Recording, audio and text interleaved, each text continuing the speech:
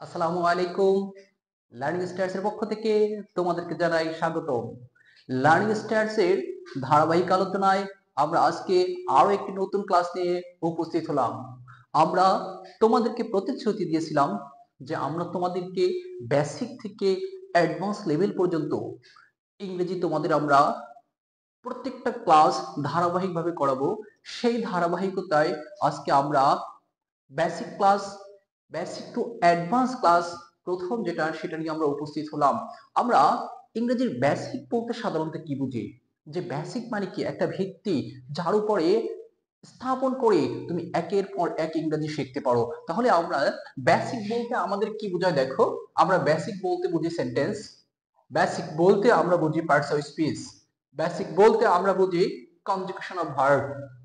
এখানে এই যে কনজুগেশন অফ ভার্ব, বেসিক বলতে আমরা বুঝি টেন্স, বেসিক বলতে আমরা বুঝি ডেরিভেটিভস, বেসিক বলতে আমরা বুঝি ডিটারমিনার আর মিসেলেনিয়াস আরো বিবিধ অনেক কিছু। এখান থেকে যে derivatives, determiners, conjugation of verbs, এই যে টপিকস গুলো, এই টপিকস গুলো তোমার কাছে তোমার পুঁজি সামগ্রী, যেগুলোকে আমরা ক্যাপিটাল বলতে পারি। যে ক্যাপিটাল মানে কি? তোমার পুঁজি। এই পুঁজিগুলো কিভাবে অর্জন করতে হবে? এইগুলো তোমাকে কিছু জিনিস তোমাকে মুখস্থ করতে হবে। যেমন আমি কি বললাম, conjugation of verbs, derivatives, determiners, এইগুলো তোমাকে মুখস্থ করে এর সাথে সাথে অ্যাপ্রোপ্রিয়েট প্রিপজিশন, এইগুলো তোমাকে মুখস্থ করে তোমার ক্যাপিটালটাকে বৃদ্ধি করতে হবে। যদি এই ধারাবাহিক আলোচনা আমরা শুরু করি তাহলে আসে সেন্টেন্স। সেন্টেন্স কি? যদি একটা তুমি সেন্টেন্স লিখতে যাও, সেই ক্ষেত্রে আমরা যদি একটা সেন্টেন্স লিখি, আমরা এখানে একটা সেন্টেন্স লিখছি, he reads a story book. তাহলে তুমি বুঝো যে একটা সেন্টেন্স লিখতে হলে প্রথমে তোমাকে কি লাগবে? সাবজেক্ট। এই যে he, subject, read, verb, a story book. তাহলে কি লাগছে? Subject, verb, object. তাহলে তোমাকে বেসিকটা কি শিখতে হবে? তুমি শিখবা সেন্টেন্স, একটা সেন্টেন্স কিভাবে তৈরি হয়। একটা সেন্টেন্স তৈরি হয় subject plus verb plus object. কিন্তু এই যে সাবজেক্টটা তোমাকে এখন তুমি কি, তুমি যদি বেসিক থেকে শুরু করো, একেবারে জিরো থেকে শুরু করো, তাহলে তুমি তো জানবাই না সাবজেক্টটা কি। সেই সাবজেক্টটা কি? তাহলে তোমাকে প্রথমেই জানতে হবে যে আমরা একটা সেন্টেন্স লিখলাম। আমি যদি তোমাকে একেবারে শিশু থেকে যে সেন্টেন্সটা আমরা শিখি, হি ইটস রাইস, এই সেন্টেন্সটা আমরা একেবারে আমাদের যখন সেন্টেন্স শুরু হয় তখন আমরা শিখি প্রথমে হি ইটস রাইস। তখন তোমাকে তোমার স্যার শিখিয়েছে হিটা সাবজেক্ট, ইটটা ভার্ব, রাইসটা অবজেক্ট। এই শিখে তুমি বড় হচ্ছ, কিন্তু তুমি আদৌ জানোই না যে সাবজেক্টটা কি। তাহলে এই সাবজেক্ট কি? সাবজেক্ট শব্দের অর্থ কর্তা। যে সাবজেক্ট হয়, সাবজেক্ট, সাবজেক্টকে কর্তা। তাহলে সাবজেক্ট মানে কি হলো? কর্তা।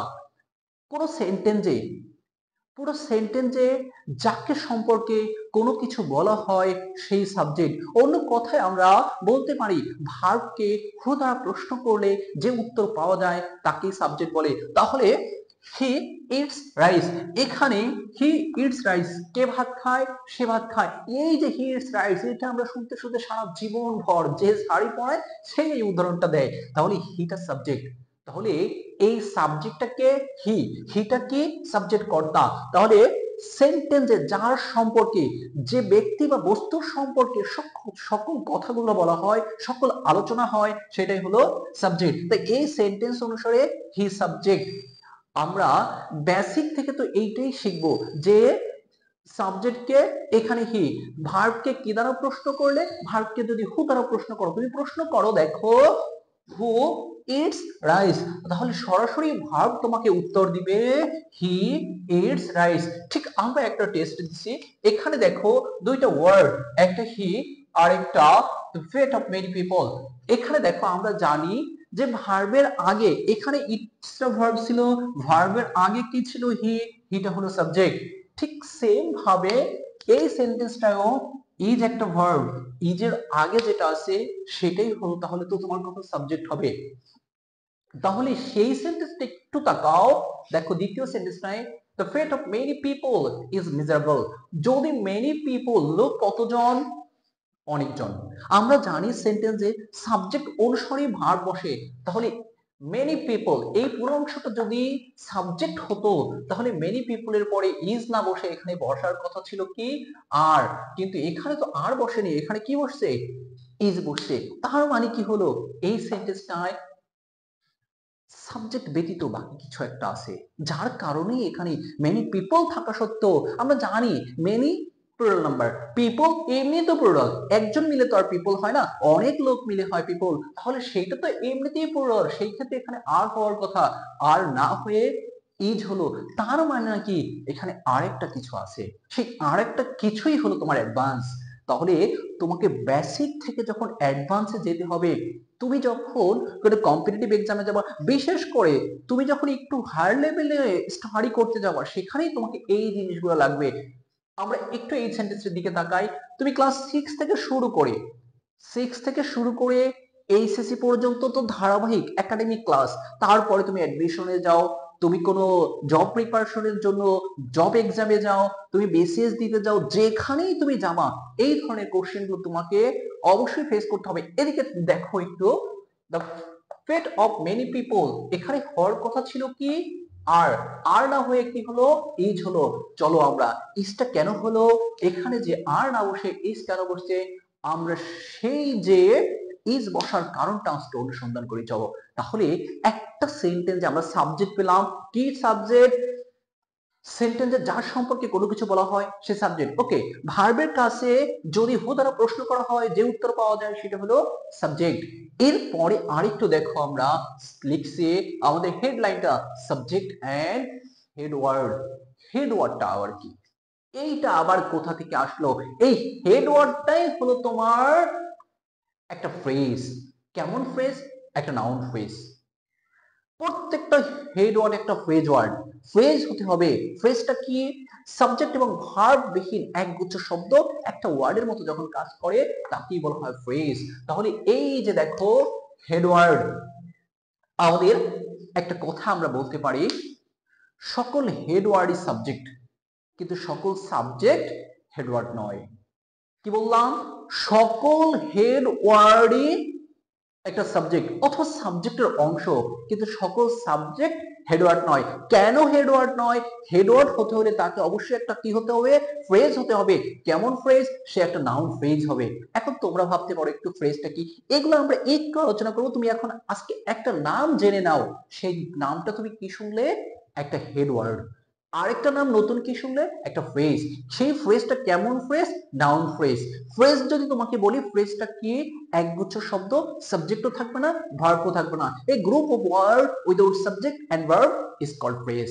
আচ্ছা আমরা দেখি এই টেস্টটা একটু আমরা এখন দেখো তো, হেডওয়ার্ডটা তো বুঝলাম যে একগুচ্ছ শব্দ কি হবে, নাউন ফ্রেজ, সেটা হবে হেডওয়ার্ড। চলো পজিশন অফ হেডওয়ার্ডটা দেখি আমরা। পজিশন অফ হেডওয়ার্ড, প্রিপজিশনের পূর্বে কি কথাটা বললাম, প্রিপজিশনের পূর্বে যে অংশটা থাকবে ওই অংশটার নাম হলো হেডওয়ার্ড। প্রিপজিশন, আমরা প্রিপজিশন জানি, প্রিপজিশন কি, অফ একটা প্রিপজিশন, প্রিপজিশনের পূর্বে কি আছে, the condition, the condition of you, তোমার যে অবস্থা ইজ রিয়েলি সিরিয়াস। এই যে দেখো এখানে কি বসছে, ইউ বসছে। আমরা সাধারণত জানি ইউর পরে কি বসে, আর বসে, কিন্তু এই সেন্টেন্স অনুসারে ইউর পরে কি বসছে, ইজ বসছে।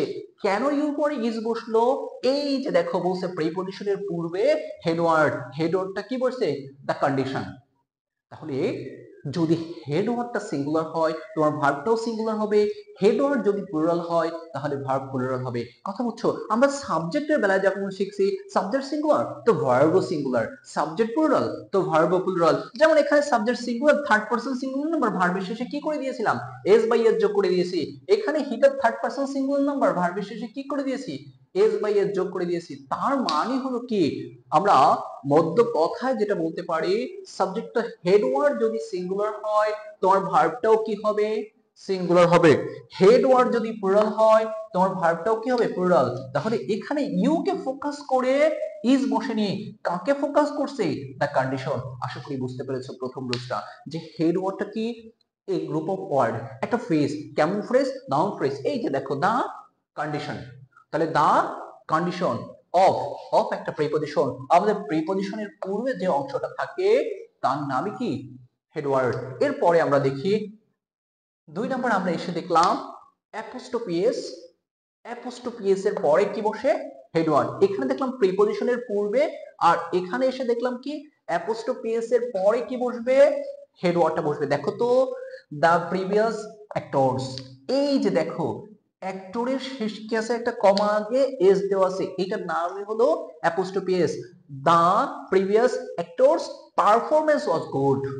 তাহলে এখানে কি বসছে ওয়াজটা বসছে, এখানে কার জন্য বসছে অ্যাক্টরসের জন্য না, তার কিসের জন্য পারফরম্যান্স। পারফরম্যান্স একটা বস্তুবাচক জিনিস, এইটার পরিবর্তে আমরা চেঞ্জ করে প্রোনাউন ইট লিখতে পারি, তার মানে ইটের পরে কি বসে ইজ বসে অথবা ওয়াজ বসে ওয়াজ, তার মানে এই যে দেখো হেড ওয়াটার সিঙ্গুলার, ভার্বটাও কি হলো সিঙ্গুলার। তাহলে তুমি বুঝো যে এখানে ওয়াজটা কেন বসলো, দ্য প্রিভিয়াস, প্রিভিয়াস পূর্বের, যদি যেহেতু অতীতের কোনো কথা বলছে যার কারণে এখানে কি বসলো ওয়াজ বসলো। আশা করি বুঝতে পেরেছো। পরেরটা দেখো ডিটারমিনারের পরে, ডিটারমিনারটা আমরা বলছি আমাদের এই যে দেখো বেসিক ক্লাসের ভিতরে একটা টপিকস আছে ডিটারমিনার। তাহলে এই ডিটারমিনারটা আমরা আলোচনা করব। এখানে একটু তোমাকে বলে রাখি যে ডিটারমিনার কি, ডিটারমিনার কিছু ওয়ার্ড, সেখানে থাকে তোমার article determiner a and the হতে পারে, পজিটিভ ডিটারমিনার আছে হিজ হার ইটস, তারপরে আছে demonstrative determiner this that this those, আছে কোয়ান্টিফায়ার, আছে কার্ডিনাল নাম্বার, আছে অর্ডিনাল নাম্বার, আছে জেনারেল অর্ডিন্যান্স, এই টাইপের ডিটারমিনার্স আছে। তুমি এগুলো দেখবে, আমরাও ক্লাস করাবো ডিটারমিনার্স এর ডিটেইলস ক্লাস করাবো, কিন্তু তার আগে তুমি আজকে জানো এই যে দেখো ডিটারমিনারের পরে যে ওয়ার্ডটা থাকবে সেই ওয়ার্ডটার নাম কি হেডওয়ার্ড। বুঝতে পেরেছো? তাহলে ডিটারমিনার এই যে দেশ, এই দেশ হলো একটা ডিটারমিনার। দিস পিকচার্স, এই যে পিকচার থেকে কি হলো পিকচার্স হলো, এর কারণে এখানে কি বসছে আর বসছে, তার মানে এই যে দেখো হেড ওয়ার্ডটা প্লুরাল, ভার্বটাও কি বসছে প্লুরাল। আশা করি এটা বুঝতে পেরেছো। আমরা পরের লিস্টটা দেখি ডিটারমিনার মডিফায়ার অথবা অ্যাডজেক্টিভ। এরপরে মডিফায়ার যা অ্যাডজেক্টিভও তাই, এই অ্যাডজেক্টিভের আরেকটা নাম মডিফায়ার। তাহলে ডিটারমিনার প্লাস মডিফায়ার প্লাস অ্যাডজেক্টিভের পরে কি বসে হেডওয়ার্ড বসে। দেখো এই মেনি একটা ডিটারমিনার, এটা কোয়ান্টিফায়ার ডিটারমিনার, এরপর ইন্টারন্যাশনাল একটা অ্যাডজেক্টিভ অর্গানাইজেশনস, এই যে দেখো অর্গানাইজেশনস এখানে প্লুরাল, ভার্বটাও কি হলো প্লুরাল। তাহলে are really to give support, এই যে দেখো আমরা কি দেখতে পেলাম যে আমাদের সাবজেক্ট আর হেডওয়ার্ড বেসিক আলোচনা শুরু হয় সেন্টেন্স থেকে, আর সেন্টেন্স যখন গঠন করতে হয় তখনই লাগে তোমার subject plus verb plus object. তাহলে ওই সাবজেক্ট তো তুমি চিনলাই, এর সাথে সাথে আরেকটা জিনিস তোমাকে অ্যাডভান্স লেভেলে যেতে হলে তোমাকে চিন্তা হবে হেডওয়ার্ড। তাহলে আজকে আমরা আশা করি হেডওয়ার্ডটা কি তুমি বুঝতে পেরেছো। তুমি যদি হেডওয়ার্ডটা ভুল করো তুমি পারবে না টাইপ ফর্ম অফ ভার্বস, যদি হেডওয়ার্ড তুমি চিনতে না পারো তুমি পারবে না ট্যাগ কোশ্চেন, তুমি যদি হেডওয়ার্ড চিনতে ভুল করো তাহলে যত ধরনের ফিল ইন দা গ্যাপস আসে তুমি কোনো ধরনের ফিল ইন দা গ্যাপসে পরিপূর্ণ নাম্বার পাবে না, ইভেন কিন্তু প্রত্যেকটাই তুমি ভুল করবে। কেননা তুমি এখানে এখন আমরা যে টেস্টটা দিয়েছিলাম সেখানে দেখো, তাহলে এখানে হিটাকে আমরা কি বলতে পারবো সাবজেক্ট বলতে পারবো, কিন্তু এখানে হিটাকে কি আমরা হেডওয়ার্ড বলতে পারবো, অবশ্যই পারবো না। এখানে দেখো the fate of many people, এই পুরো অংশটা মিলেই আমাদের সাবজেক্ট, এখানে একটা হেডওয়ার্ড আছে কি হেডওয়ার্ড দ্য ফেট। তাহলে সকল হেডওয়ার্ডই কি সাবজেক্ট, সকল যে হেডওয়ার্ড এইটা এক ধরনের সাবজেক্ট, কিন্তু সকল সাবজেক্ট কি নয় হেডওয়ার্ড নয়। তাহলে এখানে তাকাও মেনি পিপলটা প্লুরাল, মেনি পিপলের পরে আর বসার কথা ছিল, কিন্তু আমাদের রুলস কি বলে দিয়েছে যে প্রিপজিশনের পূর্বে কে বসবে হেডওয়ার্ড বসবে, প্রিপজিশনের পূর্বে কে বসবে হেডওয়ার্ড বসবে। Headword the fate, headword singular তো ভার্বটাও কি বসছে সিঙ্গুলার, হেডওয়ার্ড প্লুরাল তো ভার্ব প্লুরাল। আশা করি বুঝতে পেরেছো আমাদের এই যে সাবজেক্ট এন্ড হেডওয়ার্ডের আলোচনা এইটুক। আজকে এখান থেকে হেডওয়ার্ড সাবজেক্ট এবং হেডওয়ার্ডের আলোচনা এতটুকুই। আমরা পরবর্তী ক্লাসে তোমাদের বেসিক ক্লাস এখন থেকে শুরু হলো, আজকে থেকে শুরু হলো, প্রতিদিন কন্টিনিউয়াস তোমাদের একের পর এক বেসিক ক্লাস চলতে থাকবে। তোমাদের যতদিন না তোমাদের কমেন্টস গুলো আসবে, যতদিন না তোমরা বলবো যে স্যার আমরা আজকে শিখতে পেরেছি, আমরা এখন পরিপূর্ণ, আমি চাচ্ছি যে আমার ক্লাসগুলো করে তোমরা একজন স্টুডেন্ট থেকে আমার থেকে আরো ভালো, অনেক অনেক ভালো একজন টিচার হও, যাতে তোমরাও তোমাদের বাচ্চাদের, তোমাদের স্টুডেন্টদের আরো ভালো করে, আরো ইনফরমেটিভ ক্লাসগুলো তোমরা করাতে পারো। আজকের ক্লাস এই পর্যন্তই। তোমাদের সকলকে ধন্যবাদ।